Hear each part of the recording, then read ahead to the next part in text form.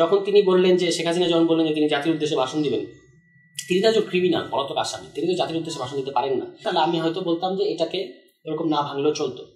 এখন শেখ মুজিবুর রহমানের প্রশ্নটা হচ্ছে ইতিহাসের যিনি শেখ মুজিব, তার তো সমালোচনা, দোষ ত্রুটি এবং ইতিহাসের অবদান সবটাই ইতিহাসে আলোচনা হতে হবে, কিন্তু বা ঐতিহাসিক মূল্যায়ন থাকতে হবে।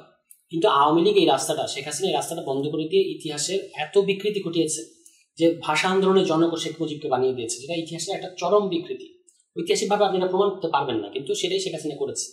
এবং গত 15 বছর তাকে যেভাবে ফ্যাসিবাদের আইকন বানানো হয়েছে, মানে একটা প্রত্যেকটা ইডিওলজির একটা সেই ধরনের ফিগার তৈরি করতে হয়, রূপকথা তৈরি করতে হয়, সেটা তারা শেখ মুজিবকে কেন্দ্র করে করেছে। এই কারণে মানুষের প্রচন্ড ক্ষোভ তৈরি হয়েছে শেখ মুজিবের ব্যাপারে, মানে শেখ মুজিব বলতে শেখ মুজিবের যে কালটা তৈরি করেছে সেটার ব্যাপারে।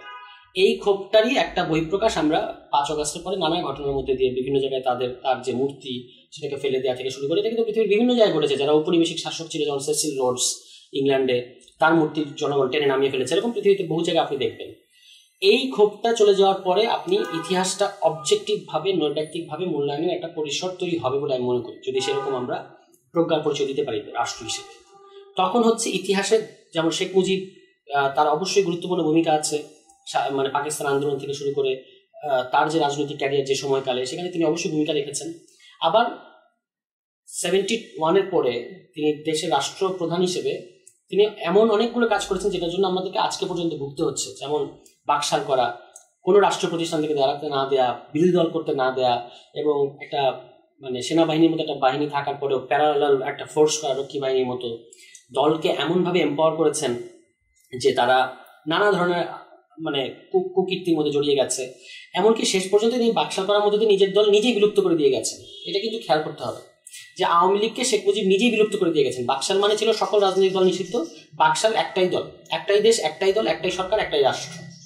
ফলে এই জিনিসগুলোর একটা সিভিয়ার ইম্প্যাক্ট আজকে পর্যন্ত আমাদেরকে বহন করতে হচ্ছে, ঘানি টানতে হচ্ছে। এইগুলোরও ঐতিহাসিক মূল্যায়ন দরকার। এবং বাংলাদেশে গুমের রাজনীতি, ক্রসফায়ারের রাজনীতি, ভোট রিগিং এর রাজনীতি, এগুলো কিন্তু 72 থেকে 75 সালে ঘটেছে। এই জিনিসগুলো মূল্যায়ন হতে হবে। এইটা আবার 6 দফা দেওয়ার ফলে যে আমাদের এখানে বিকাশমান মধ্যবিত্ত যে জাতীয়তাবাদী রাজনীতিতে জড়িয়েছে, স্বায়ত্তশাসন চেয়েছে, সেটা স্বাধীনতায় গড়িয়েছে, এই জন্য শেখ মুজিবের যতটুকু অবদান সেটাও তাকে প্রাপ্যটা দিতে হবে। এই পরিস্থিতিটা তখনই তৈরি হবে যখন আপনি ইতিহাসটা সঠিকভাবে মূল্যায়ন করতে পারবেন। এই পরিবেশটা বাংলাদেশে ছিল না, এখন এই পরিবেশটা আমাদেরকে তৈরি করতে হবে। তখন আপনি ইতিহাসের ব্যক্তির ভূমিকাকে নির্মোহভাবে স্বীকার করতে পারবেন। সেই পরিসরটা এখন তৈরি হচ্ছে বলে আমি মনে করি। আরেকটা বিষয় যে শেখ মুজিবের যে ধানমন্ডি 32, এটি যে একটা ছাত্র জনতার ক্ষোভের বহিঃপ্রকাশে আমরা দেখেছি যে একবারে নিশ্চিহ্ন করে দেওয়া হয়েছে। এটা নিয়ে আবার আলোচনা হয়েছে, সমালোচনা হয়েছে। আপনার কি মনে হয়, যেহেতু শেখ হাসিনা ধানমন্ডি 32-কে ঘিরে তিনি কিছুই করেননি, তিনি ছিলেনও না সেখানে, এটি কেবল একটি জাদুঘর হিসেবে ছিল, তো সেই ধানমন্ডি 32 ভাঙার ব্যাপারে আপনার মত কি একটু ভিন্নভাবে জানতে চাই। এটা মানে ঠিক বেঠিকের চেয়ে বড় প্রশ্ন হচ্ছে যে এটা কেন ঘটলো। এটা ঘটেছে কারণ শেখ হাসিনা বাংলাদেশে এত বড় একটা গণহত্যা সংগঠিত করার পরে, দেশ থেকে পালিয়ে যাওয়ার পরেও তার মধ্যে ন্যূনতম কোনো আমরা অনুশোচনা দেখতে পাইনি। তিনি বলেন নাই যে আমি ভুল করেছি, আমাকে মাফ করে দেন।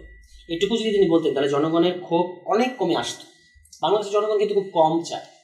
কিন্তু আপনি যখন গণহত্যা করে পালিয়ে গিয়ে মাঝে মাঝে কল রেকর্ড করে বলছেন আমি আরো 266 জনকে হত্যা করার লাইসেন্স পেয়ে গেছি, আমি হচ্ছে এটা করবো এটা করবো, এবং দেশকে ক্রমাগত আজকে পর্যন্ত যে ধরনের ষড়যন্ত্র আওয়ামী লীগ করে যাচ্ছে, সশস্ত্র সশস্ত্র বিদ্রোহ তারা দেশের বিরুদ্ধে করবে, এগুলো বলে যাচ্ছে, এটার ফলে মানুষের তো একটা ক্ষোভ আছে।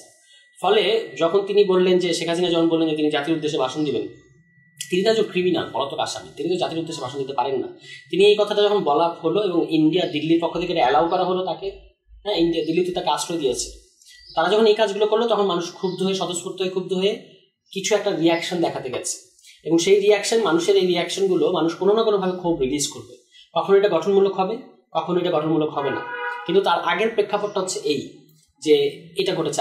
আপনি যদি আমাকে ব্যক্তিগতভাবে জিজ্ঞেস করেন তাহলে আমি হয়তো বলতাম যে এটাকে এরকম না ভাঙলেও চলতো। কিন্তু এটা ঘটেছে কারণ আমি সেটা আপনাকে বলার চেষ্টা করলাম যে এই হচ্ছে প্রেক্ষাপট। এই প্রেক্ষাপটটা বাদ দিয়ে আমরা যদি হ্যাঁ নার উত্তর করতে চাই যে হ্যাঁ 32 নম্বর ভাঙা ঠিক হয়েছে না ঠিক হয়নি, তাহলে আসলে আমরা সত্যের খাতিরে সঠিক জায়গায় পৌঁছাতে পারবো না। এই জন্য এই প্রেক্ষাপটটাকে এমন নেওয়া উচিত যে কেন এই পরিস্থিতিতে গেল, এটা সম্পূর্ণ দায় আসলে শেখ হাসিনাকে বা আওয়ামী লীগকে নিতে হবে যে এই পরিস্থিতিতে যাওয়ার পেছনে যে প্রেক্ষাপট সেটার জন্য। মুজিবের নিজের কিছু ঐতিহাসিক দায় আছে, যেটা আমি বললাম 72 থেকে 75 দিন যেভাবে দেশ পরিচালনা করেছে, কিন্তু সেটা এত ব্যাপক হতো না যদি শেখ হাসিনা গত 15 বছর এইভাবে মুজিব বর্ষ সর্বত্র সমস্ত কিছু শেখ মুজিবের নামে দেয়া, রাস্তার নাম থেকে শুরু করে স্টেডিয়ামের নাম, স্কুল কলেজের নাম, ইউনিভার্সিটির নাম, মেডিকেলের নাম, এরকম সমস্ত কিছু যদি তিনি শেখ মুজিবের নামে না করতেন, মুজিব বর্ষের নামে রাষ্ট্রীয় পয়সা যদি নষ্ট না করতেন, তাহলে জনগণের ক্ষোভটা হয়তো এই মাত্রায় যেত না। শেখ মুজিবকে তার ভুলভ্রান্তি সবাই মানুষ গ্রহণ করতো, কিন্তু সেটা গ্রহণ করার রাস্তা শেখ হাসিনা তথা আওয়ামী লীগই নষ্ট করেছে। এবং পুরো ইতিহাসের যে একটা মুজিবায়ন করেছে শেখ হাসিনা, মানে ইতিহাসের আওয়ামী লীগেরই তো আপনি অন্যদের কথা বাদ দেন, মানে দলীয় মানে একটা, আমি তো একবার বলেছিলাম যে জাতীয় ইতিহাস দূরে থাক, আওয়ামী লীগের পক্ষে একটা সত্যিকার অর্থে একটা দলীয় ইতিহাস লেখা সম্ভব না। তাদের ইতিহাস আপনি কখনো তাজউদ্দিন আহমদকে পাবেন না, তাদের মানে শেখ হাসিনা যে ইতিহাসটা আপনাকে পড়াতে চাইবে সেখানে তাজউদ্দিন আহমদ থাকবে না, সেখানে সিরাজুল আলম খান থাকবে না, সেখানে মওলানা ভাসানী থাকবে না, সেখানে আব্দুর রহমান তর্ক বাগিশ থাকবে না, সেখানে জাতীয় চার নেতা থাকবে না, সেখানে ছাত্রলীগের যারা মুজিববাদী ছাত্রলীগের মধ্যে যারা জাসদ অংশ ছিল, পরে জাসদ হয়েছে যারা, এরা থাকবে না। কিন্তু এদের বাদ দিয়ে তো আপনি বাংলাদেশের ইতিহাসটা পূর্ণাঙ্গভাবে বুঝতে পারবেন না।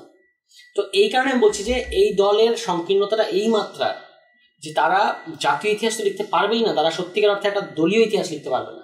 ফলে ইতিহাসের যে এই একটা ইতিহাসের বিরুদ্ধে যে এরকম একটা সর্বনাশ আওয়ামী লীগ করেছে, এইটার তো আপনাকে কোনো না কোনোভাবে এটার তো একটা রিয়াকশন দিতে মানে হতোই। তো সেটা সব কিভাবে হবে সেটা আমরা জানি না, বা কিভাবে হয়েছে সবটা কি কাঙ্ক্ষিত ছিল কিনা সেটার উত্তর আপনি এখন নিরূপণ করতে পারবেন না। কারণ হচ্ছে যে মানুষের ক্ষোভ, মানুষের যে যন্ত্রণা, এটা এখনো কিন্তু দগদগে আছে। তার ভিত্তিতেই মানুষ আসলে এই যে অতিরঞ্জন ফুলানো ফাঁপানো ফ্যাসিবাদের বয়ান তৈরির ক্ষেত্রে শেখ মুজিবকে, বাংলাদেশের ইতিহাসকে যে ক্ষতি, যে মাত্রার ক্ষতি শেখ হাসিনা এবং আওয়ামী লীগ করেছে বাংলাদেশের মুক্তিযুদ্ধের ইতিহাসে, মুক্তিযুদ্ধের অবমাননা যে মাত্রায় শেখ হাসিনা এবং আওয়ামী লীগ করেছে, এটা কোনো বাংলাদেশকে অস্বীকার করে এমন পক্ষেরও এতটা সম্ভব না। কারণ বাংলাদেশকে অস্বীকার করে এই এমন পক্ষ যখন বাংলাদেশের ইতিহাসকে অস্বীকার করে, তখন মানুষ কিন্তু এটা গ্রহণ করে না। কিন্তু যখন মুক্তিযুদ্ধের দাবিদার হয়ে আপনি মুক্তিযুদ্ধের এই মাত্রায় ক্ষতি করলেন, মানে মুক্তিযুদ্ধের ইতিহাসের, এটা কিন্তু মানুষ খুবই হার্ট হয়েছে এবং তারই প্রতিক্রিয়া আপনি দেখতে পাচ্ছেন।